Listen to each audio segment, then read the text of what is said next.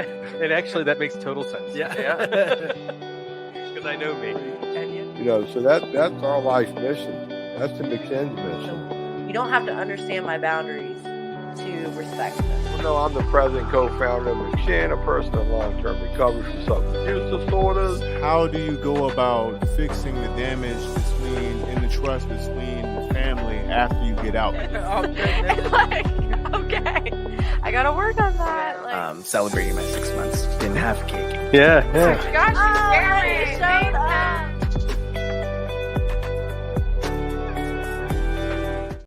Need a better plan. And I think like this. Not only do you have a plan, you got to have a strategy to implement that plan. You got to have a strategy to implement that plan. I'm a sports guy. I'm a sports kind of guy. Now we got the playoffs on. Ladies, y'all look at Football 101.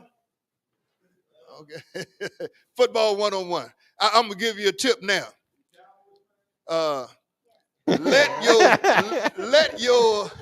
Let your boyfriend, spouse, husband find something that you like that he can get interested in, and y'all get interested in football. 101. Y'all got a common ground there. But my football analogy is most people in the football, most teams, most players run the same play. Basketball, most of them run the same play. Some of them work and some of them don't. Why? You're going to want to say hi. Because most of them got a strategy so that they can implement that plan, so they can implement that play. If you don't have any strategy to grow along with your plan, it's subject to blow up. You want to leave here and you want to stay clean. I'm going to tell you a little saying that y'all heard. You can't get clean in the crack house. Ain't going to work. Somebody has tried that before. That ain't going to work. You know, if I getting clean, if I trying to get clean, certain things I'm going to have to do. I'm going to have to strategize. I lived in a neighborhood where they used that. And man, I had to come out of my front door and turn right and keep walking to the bus stop or get a ride. If I came out of my door and went to the left, I don't know where I was going to end up at. 9 times out of 10, it was going to be somebody down there waiting on me.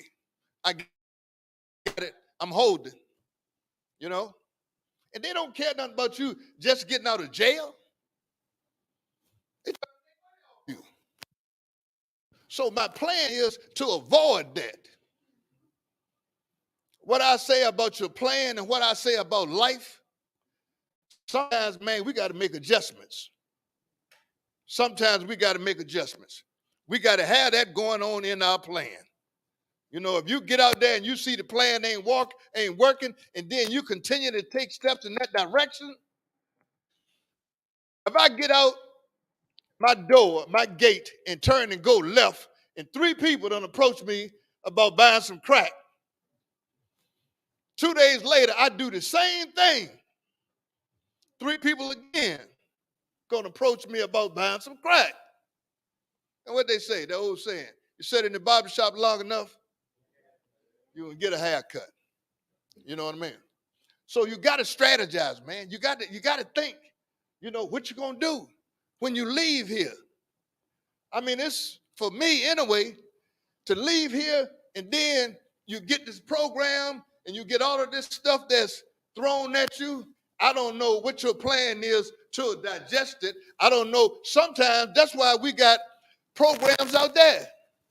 If you don't feel safe and secure and going back to your old environment, we got programs here, man.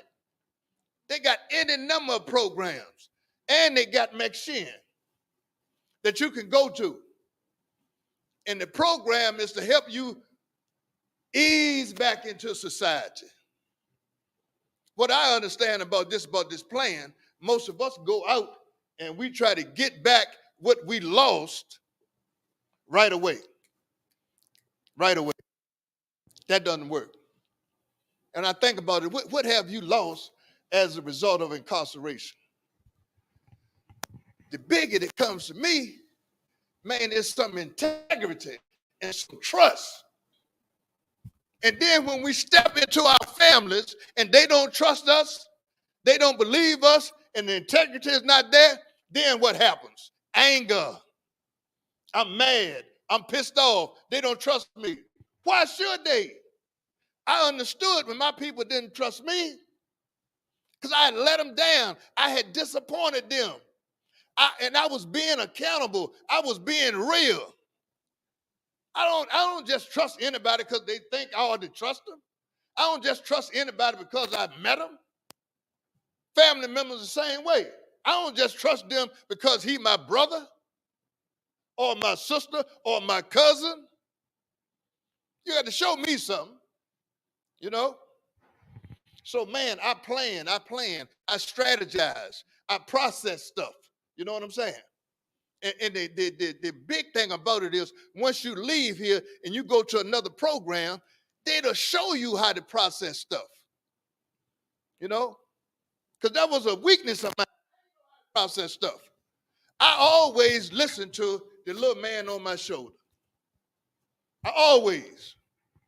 Not understanding that the little man on my shoulder, my inner voice, sometimes is negative and sometimes it's positive. And I usually follow that voice. Sometimes we say that's our conscience. But you know what? That's one of the things we lost as a result of using, man. We lost a conscience. You know, some of the things we did, we lost that. And it takes a while to get that back. I'm trustworthy now. Man, I got a text that my wife yesterday, and I'm telling you, that was heartfelt. Heartfelt. To find out, man, exactly what she thinks about me. You know what I mean? And I say that because it may be the same thing with y'all. Some of y'all, girlfriends, boyfriends, even your mother, father, spouses, or whatever, looked at you and they had one envision for you, and you ended up doing something else. And when my wife told me one time, she said, now you are becoming the man that I thought you would be.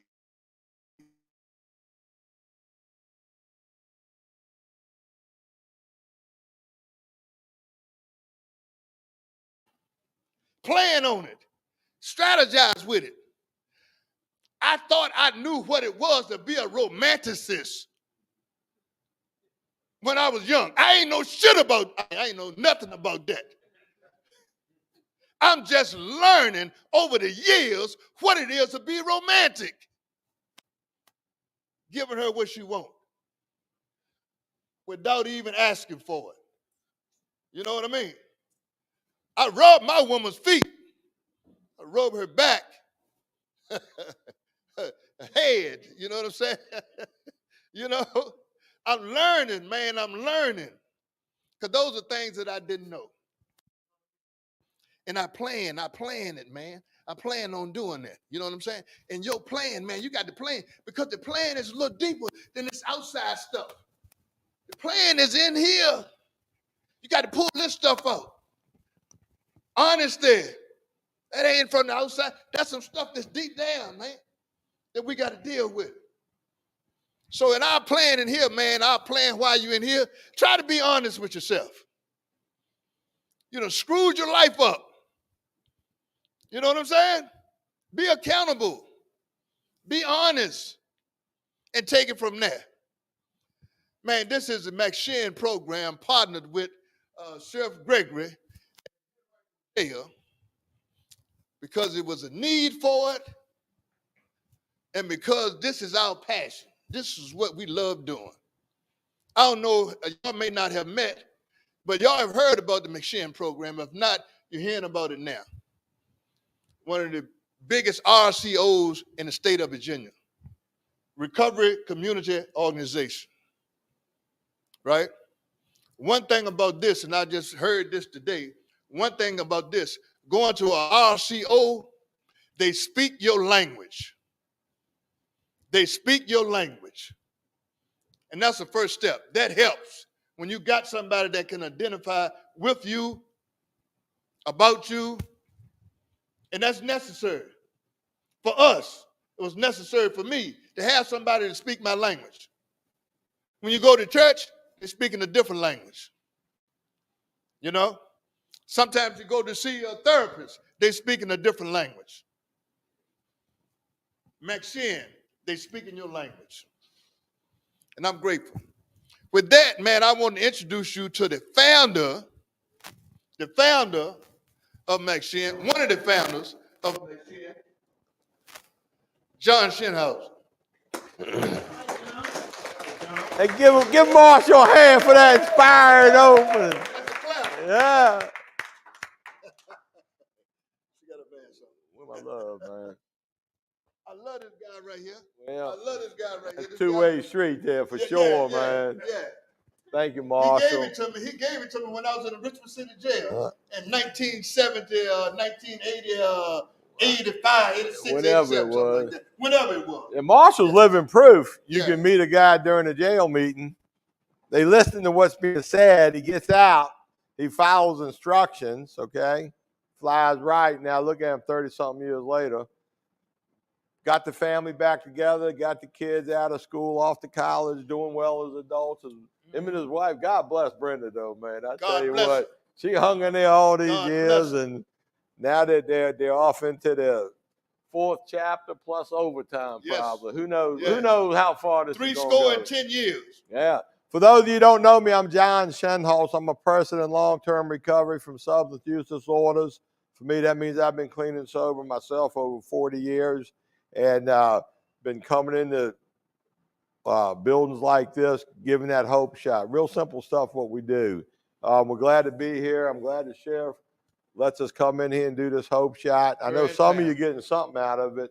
The one of the fellas with the green shirts, he came to McShin when he got out. I forget his name, but yeah, he came diddy bopping in there, I guess last week or week before. But I haven't seen him in a few days, but I imagine he's doing well. When you get out, wherever you go, come back. You know, we meet here when we meet here and come back in and show the guys that this works. You know, before we get into our speakers, there's one fella here tonight. He lives in North Carolina. He has a company up here, and he came through the RISE program, I know at least twice, in and out of jail many times. He came through McShin a few times. It's one of those hard-headed ones. You know how we get sometimes. And anyways, he's been clean over 5 years now. He's done really well. Like I say, he has a company, and he just when he's in Richmond, I always invite him to come over to McShin and say hello, and I invite him over here to say a few words. Jed, you want to say a couple words? Give Jed a hand for stopping in here. Give him that mic. I don't think I need Well, you need that for the Facebook Okay. people. Hey, everybody. My name is Jed. I'm an alcoholic and an addict. Hey, Jed. Yeah. It's kind of weird being back. I mean, I used to come in and out of this jail all the time here in Henrico County East. Kind of like he was saying earlier, I never really had a real plan when I got out. That was one major difference this time, is having a plan. You know, I admitted to myself last time I was locked up, which I got out last time about 6 years ago. You know, I admitted to myself that I was an alcoholic and a drug addict, and that what I was doing wasn't working. So I committed to doing something different. And when I got out, I didn't follow the plan, and I relapsed. I was in McShin, relapsed, and kind of wound up in North Carolina, January 11th, 2018. So I just celebrated 5 years. That's good hit, yeah. But that's extremely important, you know, having some sort of plan or some sort of program. If you're an alcoholic or a drug addict like me, you know, AA, NA was the route I chose. It's not the only route, but that was very effective for me. Finding a sponsor, doing the steps, it really changed my life. And I was a chronic relapser. I was a guy Then went to treatment the first time in 2004, 2005, and I didn't get clean until 2018. And I was in and out of Henrico County Jail, Richmond City Jail, Chesterfield for, 13, 14 years. I got locked up in North Carolina a couple of times. So I'm here to tell you that you can completely change your life around. I'm a 2-time convicted felon. I actually just got married. I got 3 kids. So life can completely turn around for you if you get out of your own way, come out of here with a plan. Don't use no matter what. Do the next right thing and try to help somebody. That's all I got. Thank you, Judge. Thank you. Give him a hand, man. Give him a hand. Our speaker tonight, I bumped into him at the convention, wasn't it? Where was it? I think the convention. We're sitting there talking. I'm telling him about this program and whatnot. And, I just said, man, you'd be a great speaker. Come on and speak. So he said he would. Unfortunately, he has a job. Okay. But the good news is he works in this space. He helps people find their way in life. Okay. And so it's good that he got a job. It's good that he wants to speak and he's here to speak. But I think it's good that the people he oversees, he threw them in the van and brought them over here. You know what I mean? So I think that's a good hit too, because they may not know his whole story anyways. I don't know it. And I seen Walt come in. Is Walt your boss, or you come to check up on him or whatnot? I got it. Well, it's good to see you back, because we were just talking about you. What a good job you did when you was here. But we'll probably have plenty of time. But John, come on up here and give us that hope time, man. Give John a hand for coming in and talking to us. Man. Now y'all stay with it now. I don't see nobody sleeping.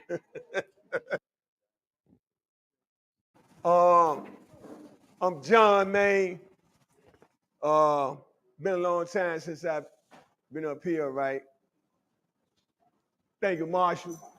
Thank you, John, for allowing me, giving me the opportunity to come here, man. So look, before I get in, man, because I have a real hard-won experience. My experience was not easy or soft. I was not a casual get higher. So I won't tell a lie.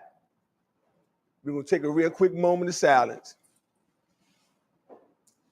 for the sick and suffering, for that person that's yet to come, for that person that's going to relapse, that person that may die, that person that will die. We're going to take a real quick moment of silence for our babies that's suffering and born to this thing that we suffer from at no fault of their own. Because it's powers in numbers. And this group right here is the most powerful vehicle that we have at this very moment, because our lives depend on the person we're beside. All right, so real quick.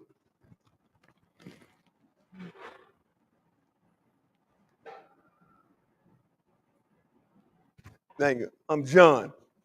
Hey, look, Marshall was talking about a plan.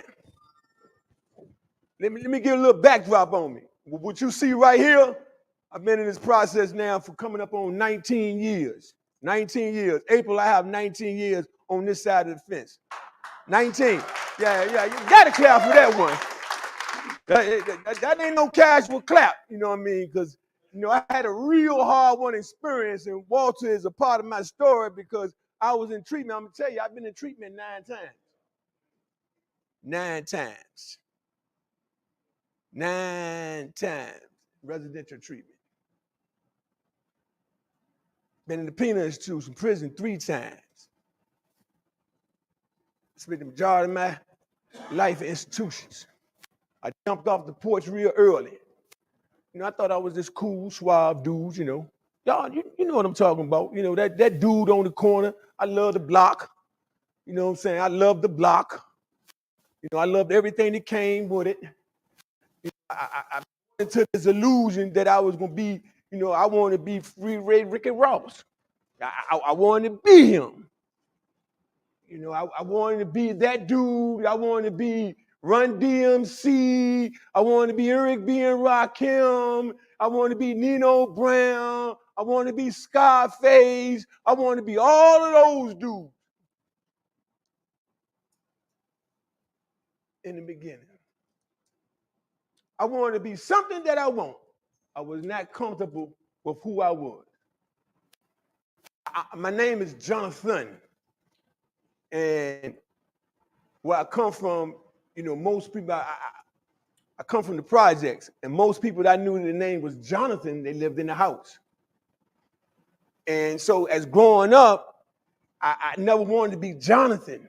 So how do you be in the hood, you light skinned, you curly hair, you know what I'm saying, and your name is Jonathan, and everybody else's name is Ray, Mike, Wayne, Kenny, Curtis, David. My name is Jonathan, and then they had the nicknames Spanky, Stickman, all those names, Boo Boo, Ray Ray, you know what I'm saying? So, you know, I wanted to be some dude like that.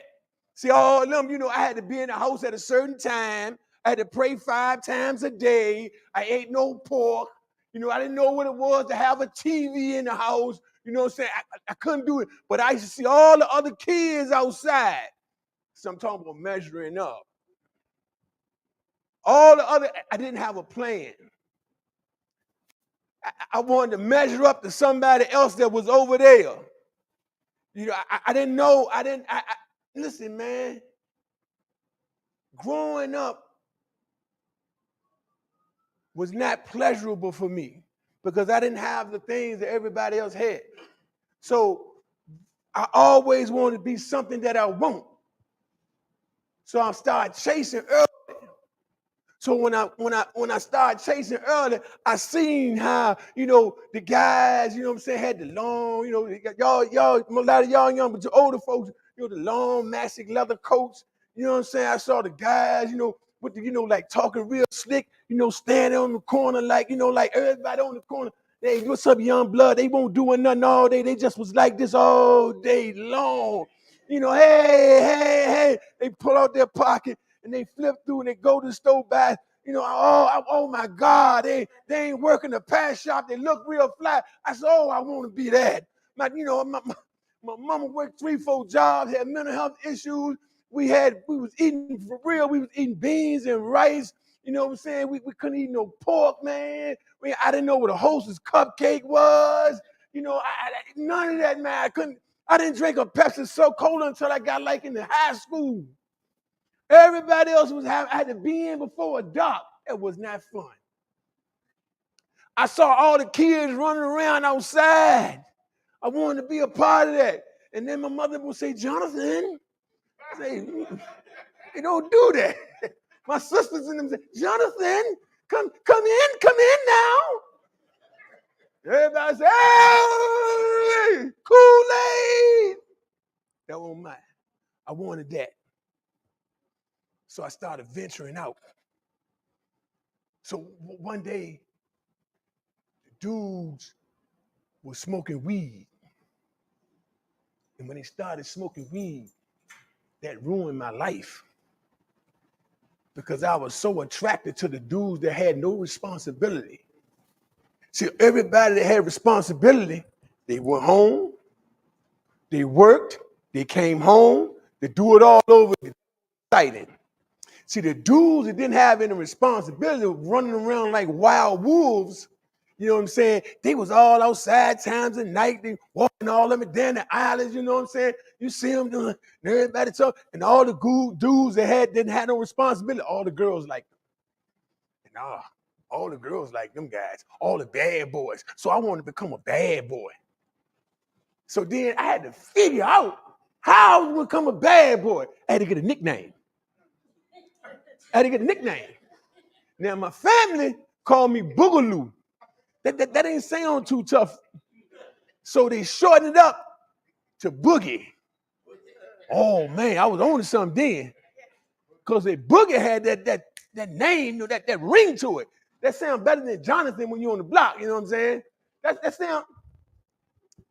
So I got introduced to my first imposter was Boogie.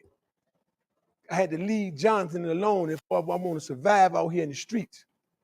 So after I did all of that, I go to high school, and the first time in my life, I found some success because I was good at playing basketball.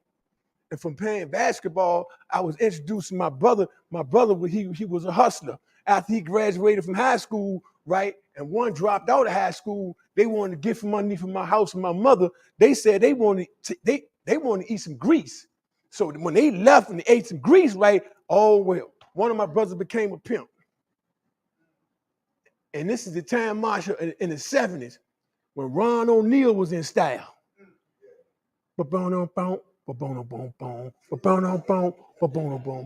Hey, hey. Oh, man, I was in style then, man. Love, love.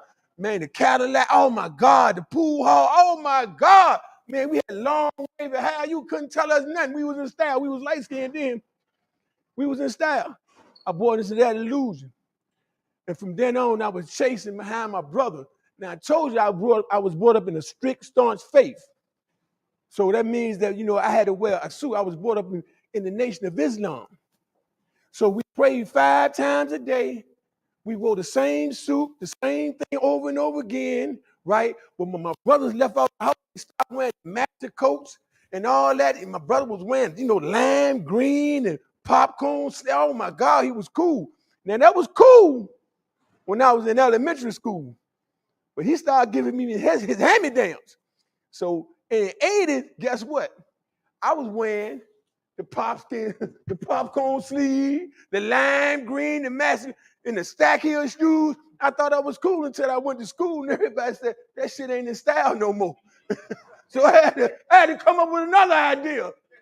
So after I came up with this other idea, man, I got introduced to selling BAM. Anybody know what BAM is? Anybody know? Anybody else BAM? What is BAM? BI-62. What is BI-62? It's a speed. It was a pill. It was a weight loss pill that they used, and it was pink, and it sounds so good. Wink, wink, blink, blink, BI-62. I can't sleep a wink. That's why I used to say, come down the street, wink, wink, blink, blink, BI-62. I can't sleep a wink. Then everybody started chasing behind me. Then I started selling value. Then I started selling weed. Then I started selling a little powder, little dope. Now I'm green to this thing, right? I jumped straight off the porch. When I first hit the line of heroin in high school, all of my innocence was stripped.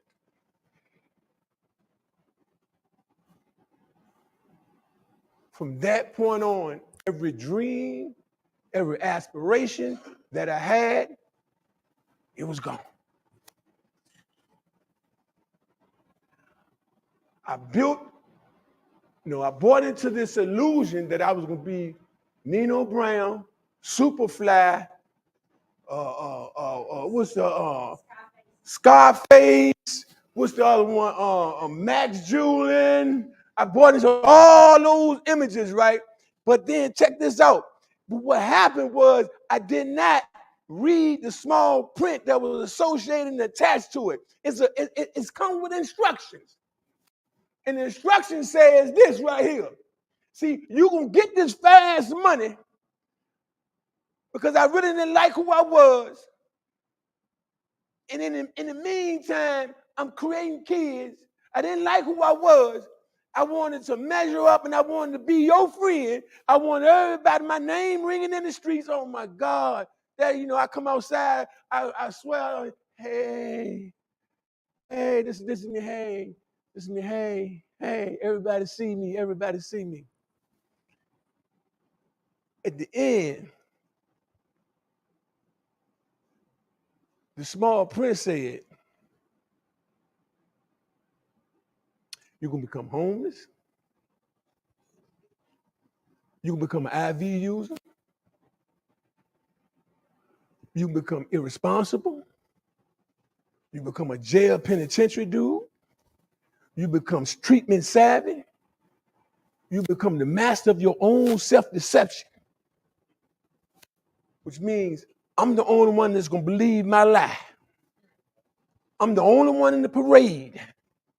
It's marching down the street, and I'm the only one hearing that music from 1973. The only one. I'm in the parade by myself with summer clothes on in the winter and winter clothes on in the summer. I'm the only one listening to that band.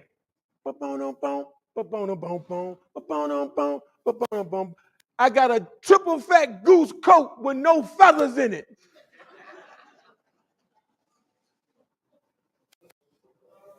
I'm the one. I believe I created this illusion that I was going to be something that minute. Listen, man, in this world that we travel in, this lifestyle that we've chosen, there is no success story when you continue to try to put your will in the way and run yourself in that brick wall. I have not met one person that has left this game successfully. I bought into that illusion that I was going to be something. And what has happened in the communities that we come from, dysfunction has become the norm.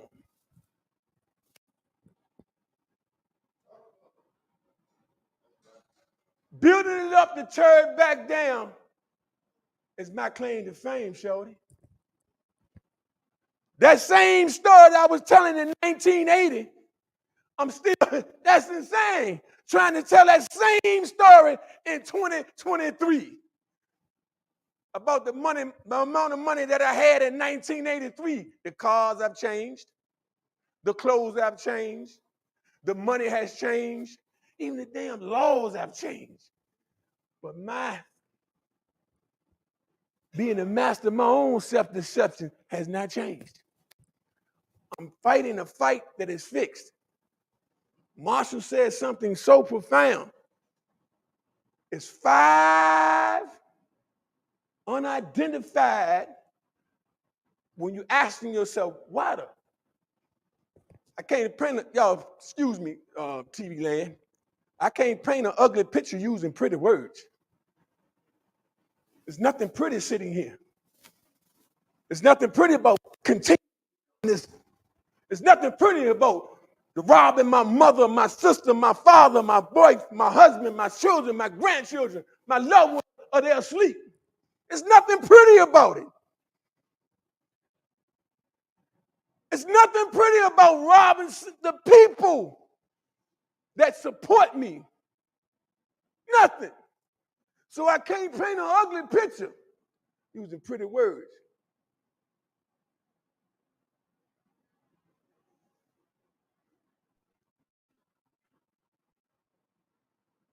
When I continue to do some things that I always do, it's 5 unidentified characteristics of an addict, of a jail penitentiary person. It's 5 of them. And the first one is high-risk thinking. The second one is irrational beliefs and thoughts. The third one is self-sabotage. The fourth one is wishful thinking. And the fifth one is procrastination. Those are the 5 common things that each and every one of us have in common when I'm on that team. When I think I'm the master of my own self-deception, that's what I mean. You think about your story. When you tell yourself, you sitting right here and you telling yourself that lie, that trickery. When you're going back to the back and you fail to plan, when you release from here and you fail to plan, there's a difference between being compliant.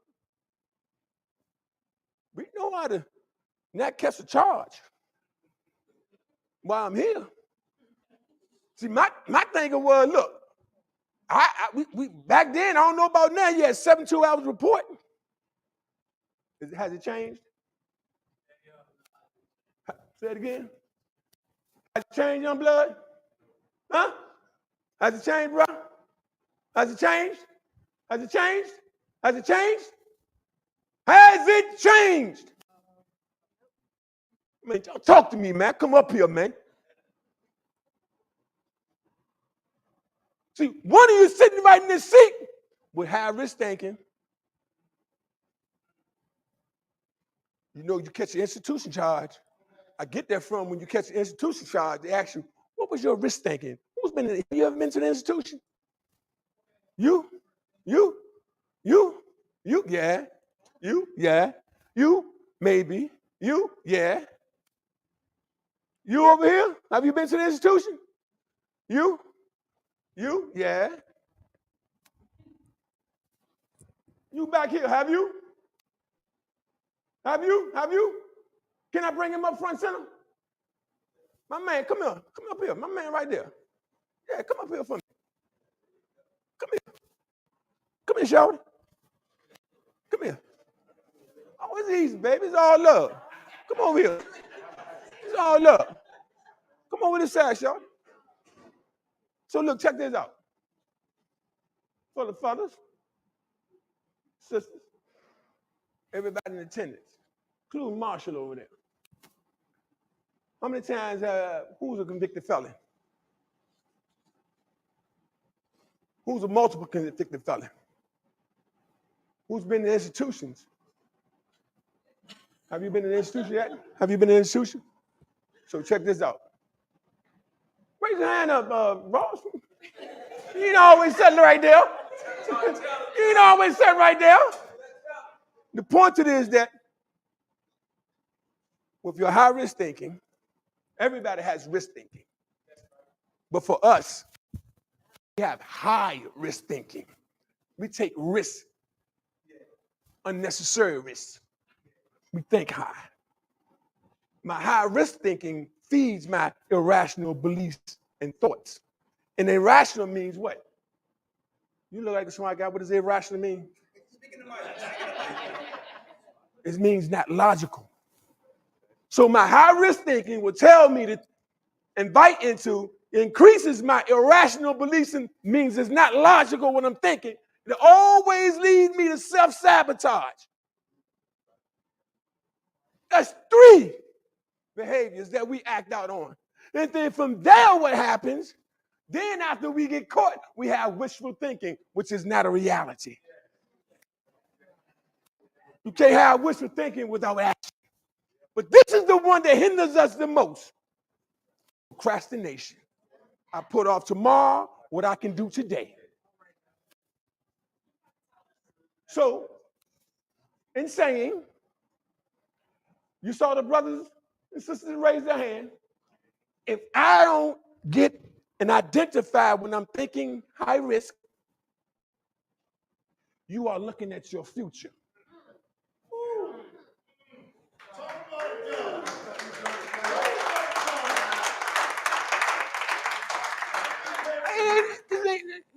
It ain't for you to clap.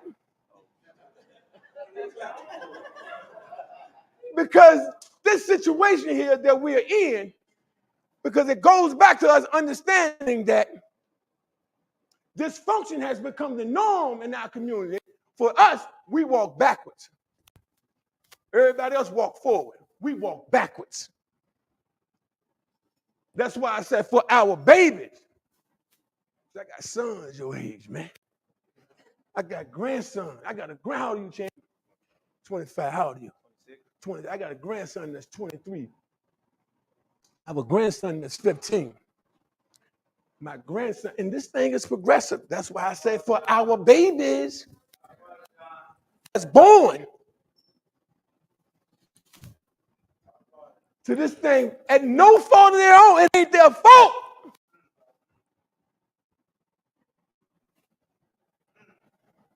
So what we're doing here and what John is doing by coming here, we're breaking the chains and you don't even know it, champ.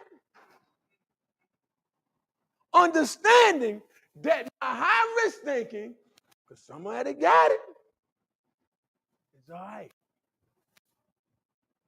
It's understandable.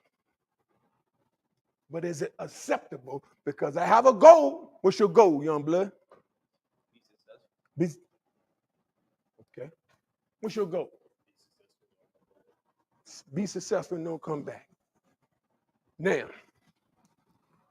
if that's your goal, a goal should be a value to you. And a value is something that's important to you.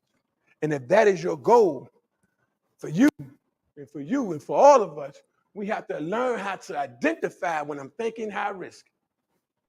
Check this out. There's another category. I'm going to shut it down. There's another category. So that category, while you're here, while you're in this place right here, in this setting right here, while my brothers are in the 3.1, while my brothers are in the IOP, that's intensive outpatient, while the brothers are and sisters are involved with the McShin Foundation, you have to understand this. You have been given grace. What? Because somebody, right now, you listen to them in that thing right there. You saw the brothers come in and out. She can tell you. Somebody gonna die. Show as shit. Because of their high-risk thinking, their irrational beliefs and thoughts, that's gonna lead them to self-sabotage. Then their family's gonna be wishful thinking. And now check this out. If you get another opportunity, you can procrastinate. So while you're here in this setting, you have to understand what stage of change you're in. And there's 5 stages of change. You have to understand and identify what stage of change you're in. Put the counselors here to work. Because you can't be in pre-contemplation. That's straight denial. How many of us are here in denial about your situation? Was it that bad? Is that bad? Is it that bad? Oh, I can stand one more run. I ain't that bad. No, I'm just smoking weed. That will impede you from reaching your goal. Those 5 negative behaviors, those 5 unidentified behaviors will impede you from reaching your goal. You said you want to be successful, baby. That's what you said, right? So those behaviors that got you right here will impede you, which is a barrier, will block you from reaching whatever goal you said you had.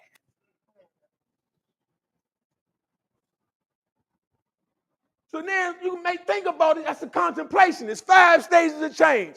When you're in here, it's pre-contemplation, contemplation. And contemplation is thinking about, maybe I need some help. That's cool, but we can't do it too long. We are in a state of emergency right now. We all need to be in the preparation stage while you're in here. That's what Marshall is talking about. Planning. Can't have wishful thinking, baby, without action. I can dream all day long, but a dream is a dream. The dream becomes a vision. The vision becomes action. And then after you prepare, as you're in this stage right now, you should be in the preparation action stage right now. So that when you leave here, you'll be in the maintenance, baby. Taking care of yourself. And there's one more category. This is the third and final one. It's 5. And these 15, it's only 15 things that you got to remember, baby. This is the dark side, those 5 negative behaviors. Then it's in the middle. I got to understand. Let me get firm and steadfast. Let me get grounded so I can think, so I can prepare, so I can take action, so I can maintain. And some things I got to do because my high-risk thinking is going to come. That's normal for us. We got to learn how to cope with it. We got survival skills. I know how to survive. Bet that. I know how to survive. We don't know how to live. John, Marshall, Walt, Brother Ross are the examples of what living is. We come from the dark side. That's Darth Vader right there, baby. I'll be back. We come from the dark side, but now we live on the light side, the brighter things. We go through things.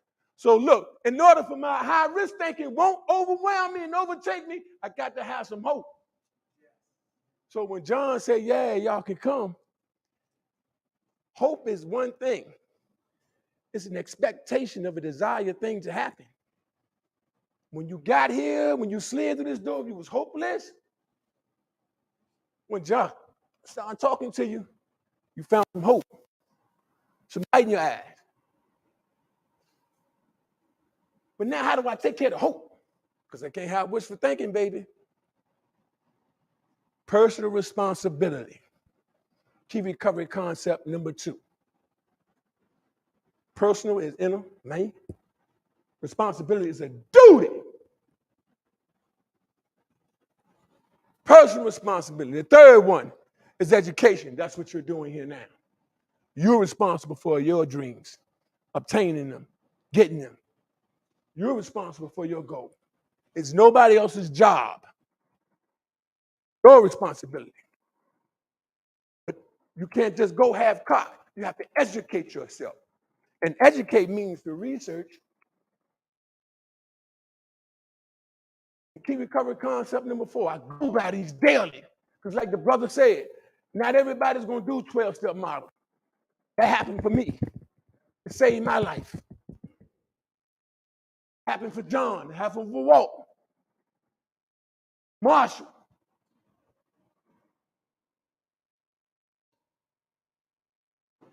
But here's the thing. You want to find your voice. So there's a fourth one. It's called self-advocacy. I want to advocate for myself. Because everybody else advocates for me. Because I've given up my right. When you sit right here, I'm a participant in the Holocaust. You know what a Holocaust is? It's a disaster. How you was rolling, that shit was a disaster.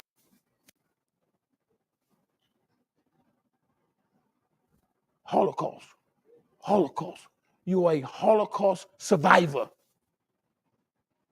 Not equivalent to what went on in Germany, but Holocaust means disaster, a total disaster. That's what the word means. My way, my high-risk thinking, my irrational beliefs, my self-sabotage, my wishful thinking, my procrastination caused a Holocaust. And what happens is my whole life get caught up in this thing called an addiction tornado.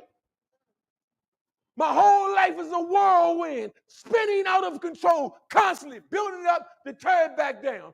Well, what happens when you get caught up in an addiction tornado? Your whole life swivels, right? But how do you survive a tornado? Take shelter. Don't get in it. Strong foundation. You got to have a strong foundation.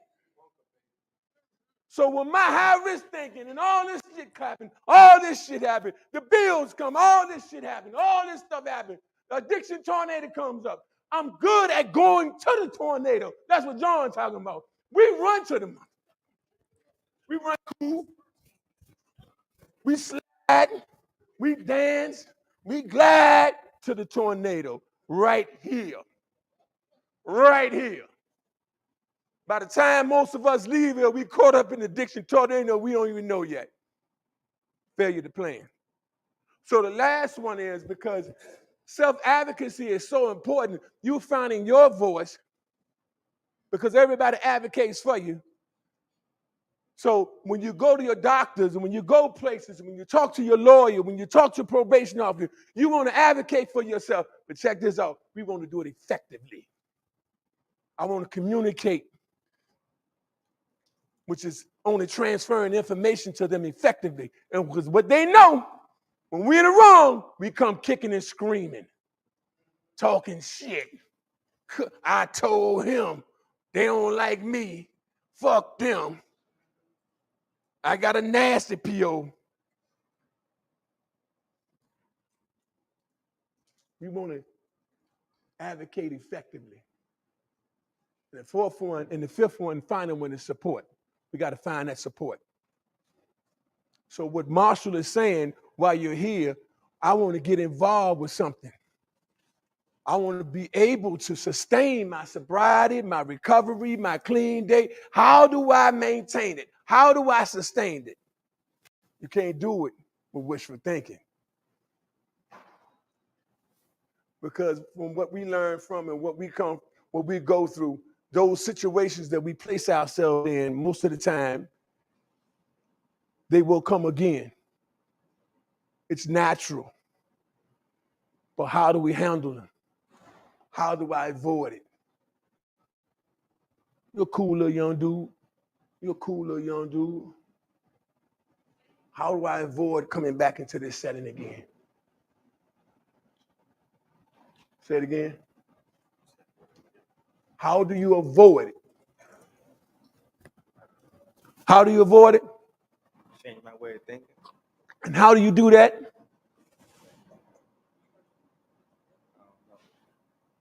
That's a good question and a good answer. I don't know. So that's why John is so important. That's why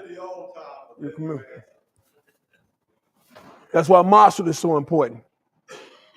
Because what you see here won't always so. I work in this field. The same treatment center I was in 5 times, and Walter was one of the guys that called. I came through the door with handcuffs on because they didn't approve my home plan, and me and him had some words and left out with handcuffs. This is a dirty one. Because on closing, I'm gonna tell you this. Oh, good. Thank y'all, man. Give me a hug, man. Give me a hug, brother. Thank you, man. Thank you, brother. So in closing, I want to tell you this,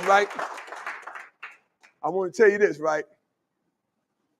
You're gonna know here. That's why when we talk about Marshall, talk about John, talk about principles and spirituality and all that stuff. We ain't talking religions, we ain't talking about none of that. But you're gonna know, and your spirituality is inside your gut.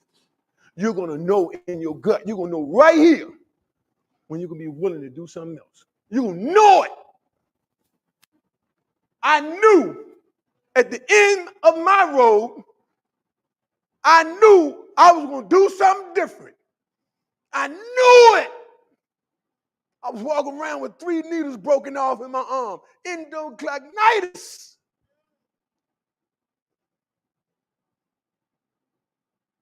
I knew. And what happened? I came back and visited this place again, but it was 1701 Fairfield Way.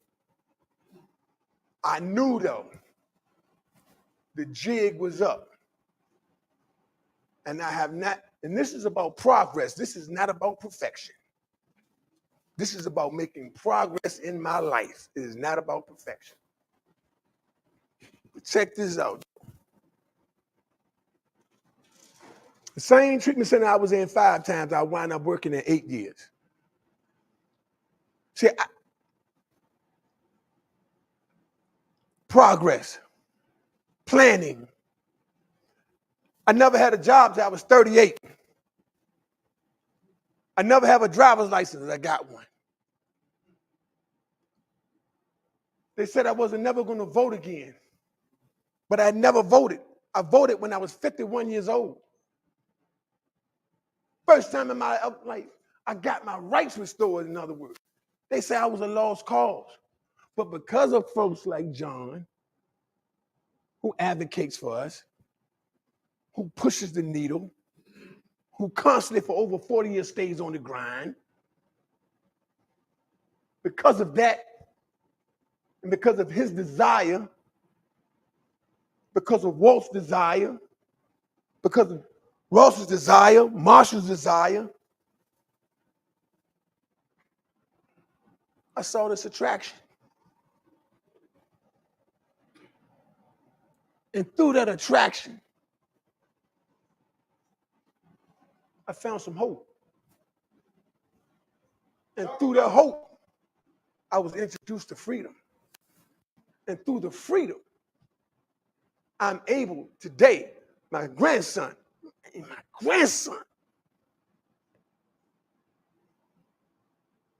bit off my apple. That's what I said for our babies that's born.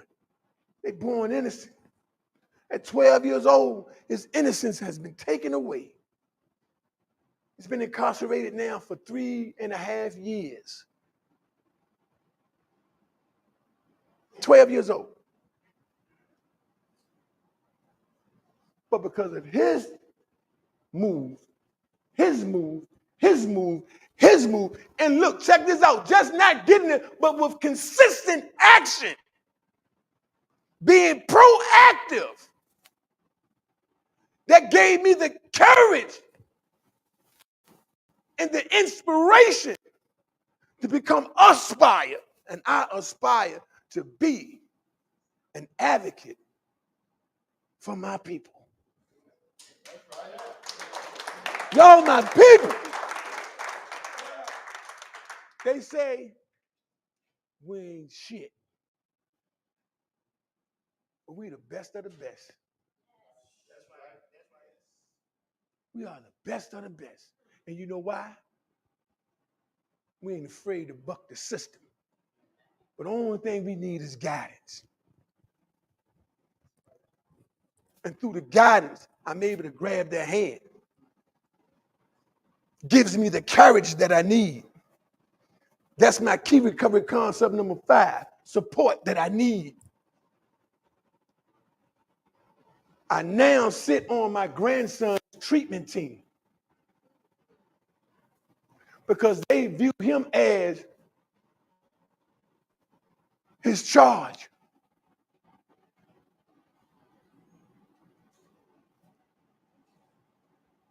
What the world needs is us to stand up. Most people can't walk in our shoes. They can't survive what we go through. They can't. We are the chosen ones. We make the difference. We the best of the best. And I'm telling you, right here and right now,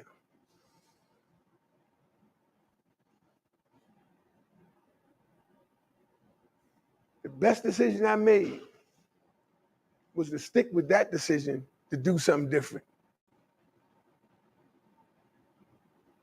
I don't want to do this work. Shit, I want to be a rapper. Shit, TV star or some shit. I mean, I want to be a Wall Street guy. I really want to be French. Man, I want my name to be Vouvois.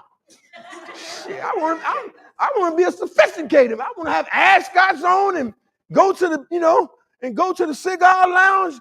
But I fucked my life up so bad I can't do that.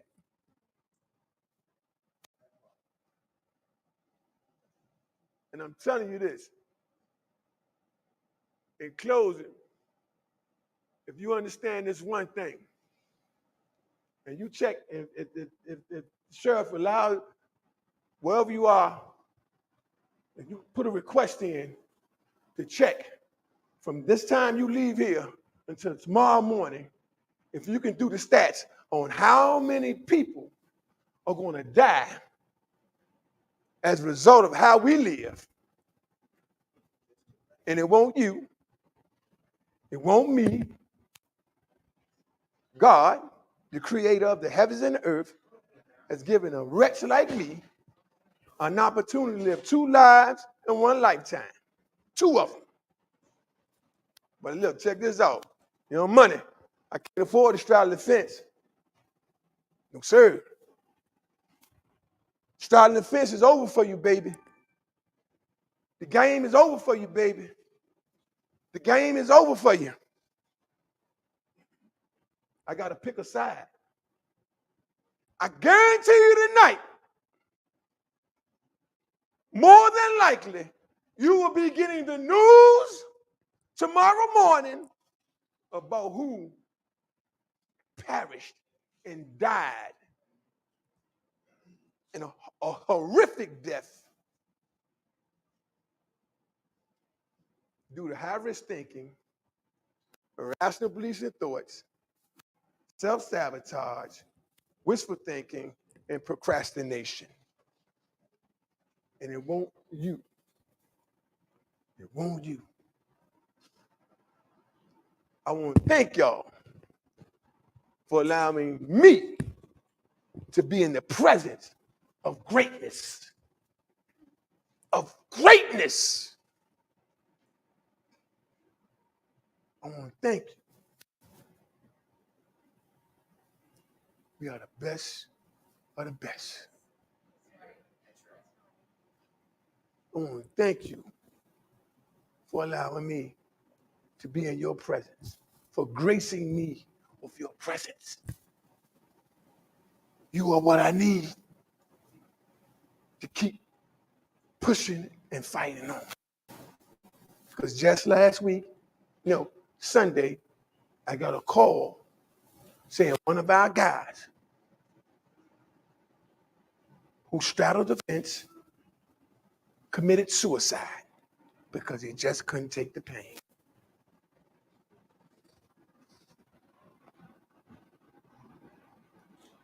He couldn't take it. You have an opportunity. The ball is in your court. The question is, what are you going to do about it? I thank y'all for allowing me to be in your presence. Thank you.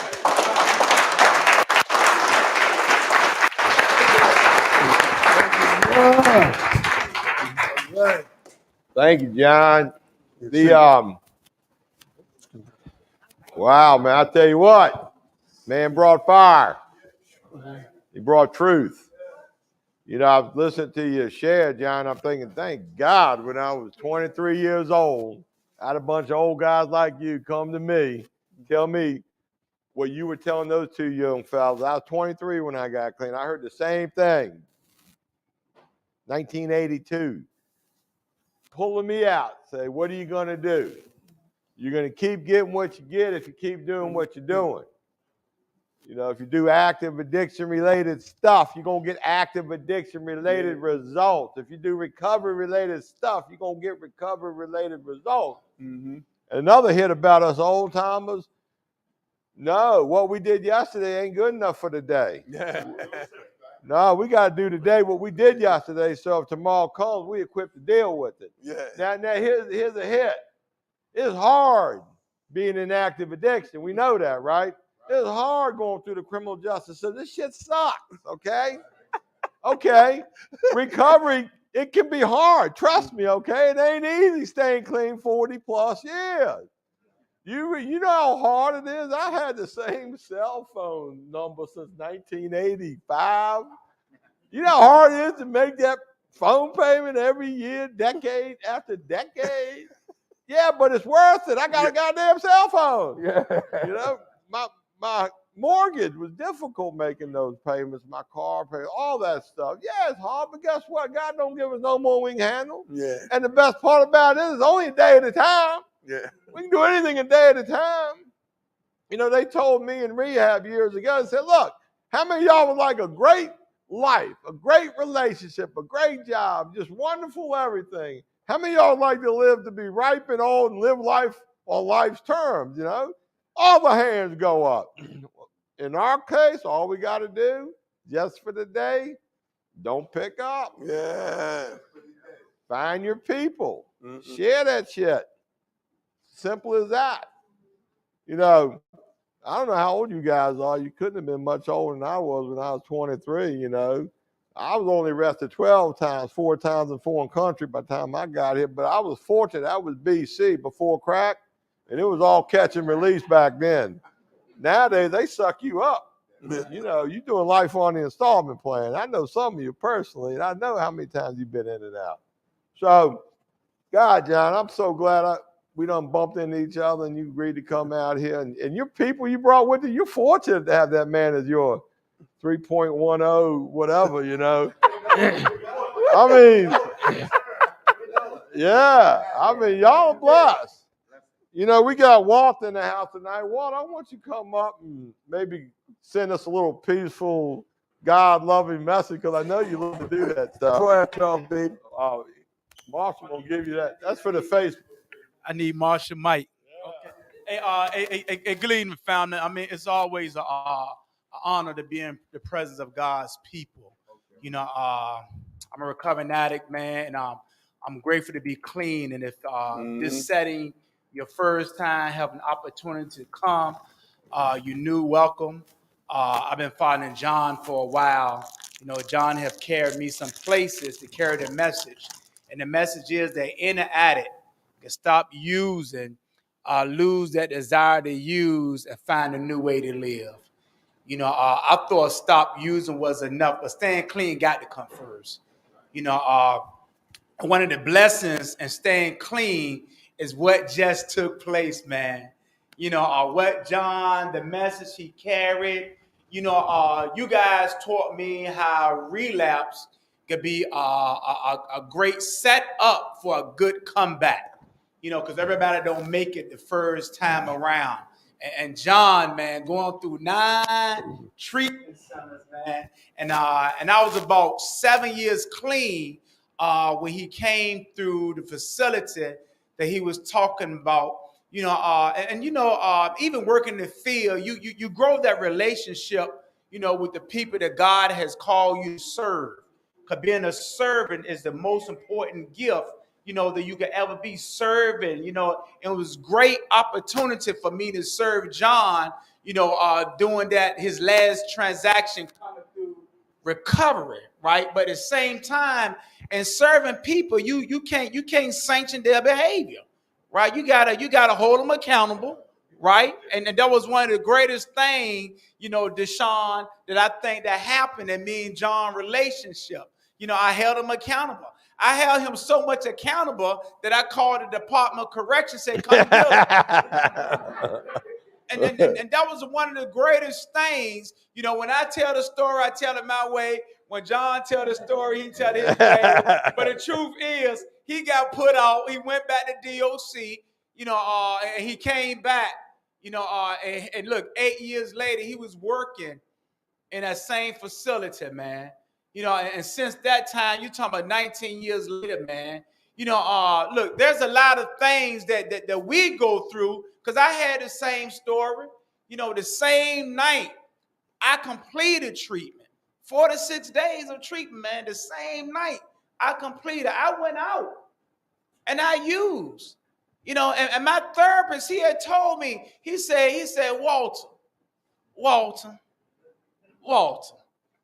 you the right addict. It just ain't your time. And he was right. But I'm grateful, right? I'm grateful because the seed was planted in treatment. Now, it took a program called Narcotics Anonymous, where I met Marsha at, right? Who look. Marsha saw me coming. You know what I mean? Because I tell you, man, I was there before John showed up, and I was kicking and screaming, and look, man, I was tearing up stuff. I was tearing up the help. But Marsha had patience with me, man. You know, and Marsha, look, I'll be quiet. I ain't gonna take too much time. But look, I remember in high school, right?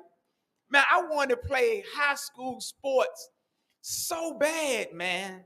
I just wanted to play, but I couldn't get my grades. I failed. How you failed ninth grade 3 times? But I couldn't get it together, man. And I just wanted to play. But look, let me tell you, man, when I went to the Narcotics Anonymous Marshall, they had a flag football team called the Nighthawks. I don't know how many of y'all from Richmond, y'all remember the Nighthawks, man. But Marshall, like me, man, I felt like I was in an NFL, man. I finally made an organized. Cause see, look, I ain't had no dad to throw no football at me, man. My dad left my mom when I was 3 and died when I was 9, man. You know what I mean? So my behavior, I was looking for what. It's guys like that when I showed up who was there for me, man. Come on, man. I finally made a football team. I mean, I had to pay money to be on the team. but I'm telling you, man, I mean, it was my behavior. It was my attitude, man. I couldn't, but look, check it out. Yeah, I failed ninth grade 3 times, but at the age of 53, I graduated with my master's degree.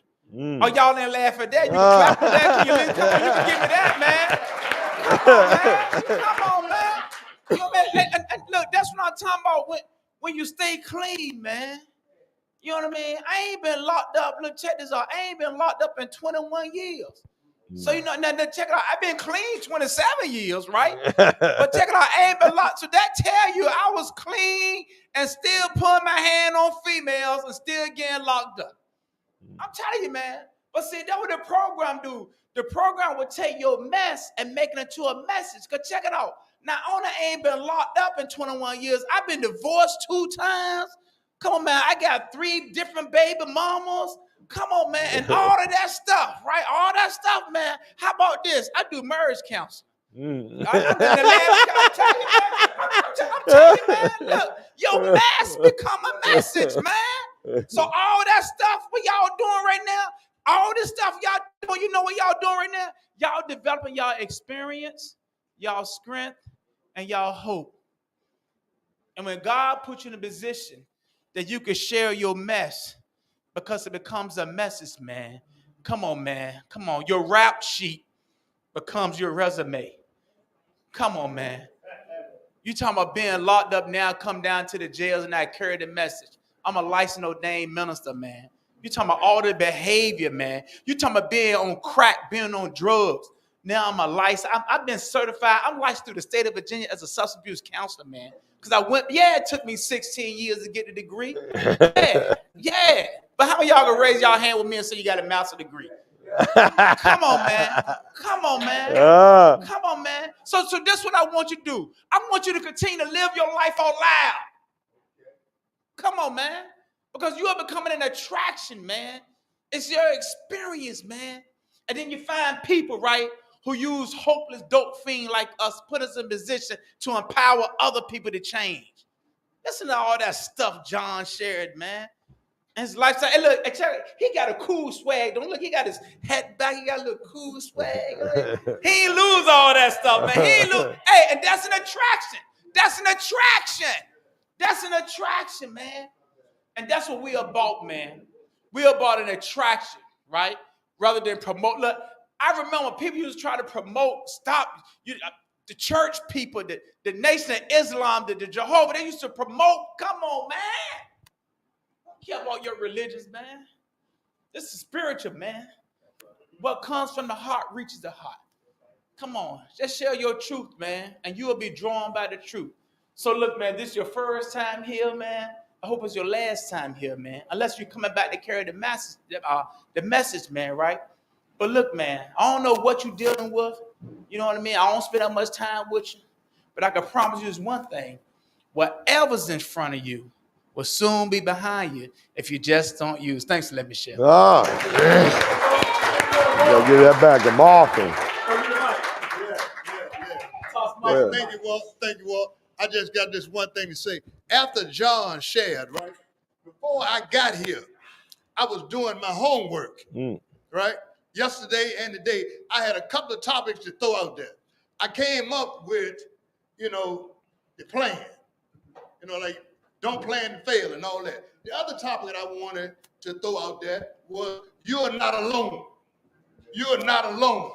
I didn't throw that out there, but sitting here, you look at John, you look at Walt, you look at this John, and you look at me. I don't know how y'all used on the street, but we were hardcore dope. And a whole lot of y'all wouldn't have lasted during the time if we were out there using. So this thing works. You know what I'm saying? I mean, this thing works. That's all I wanted to say. Thank you, John. All right. Oh, you got your And sometimes Pam, you want to say anything for the sheriff? Are we good tonight? We good. We good. As always, thank you, Pam, and thank the sheriff for having us up in there, and the staff and the COs for cooperating with us. I've mentioned this before. I've personally been to 44 different states speaking in jails and prisons.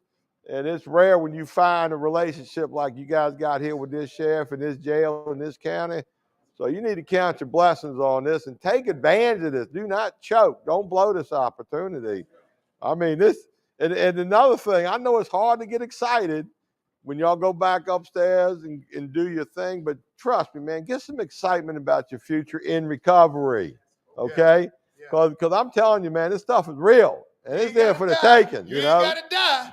And, you know, I want to point out, I'm glad Walt was here, because, you know, I'm very agnostic. You know, I'm not a religious person at all, but I'm exceptionally spiritual, though, okay? And there's a lot of things you can be attracted to out there, but I'm attracted to these Christian boys when they get around me, especially the recovery ones, you know. And I try my best. And I was talking to I don't know I was talking to somebody earlier. I'm more like Jesus was back when he was on earth before he become Christ. You know, once you get that title, it kind of blows it. But true story, I went fishing with my preacher one time. We spent all day. We didn't catch no fish, but I had the best time in my life talking about the Bible and the apostles, and I was like a disciple. And I mean, I was lit up. I no sooner got home and his wife calls me and says, "John, you can't take my husband fishing no more." And I'm thinking, what the heck? I just had the best time with the preacher I've had in my life. I'm getting fired up and might even thinking of going to church, right? And I said, why? She said, because he said fuck 3 times since he's been home. So it got to be a language thing. It's the only thing I can think of, man. But, man, we thank y'all for coming out tonight. Thanks for having us in here. We'll see y'all next week. I think we're coming back here. So we good? Yeah, we'll be back here next week. All right, thanks. Give John another hand for coming out. Thank you, John. Thanks.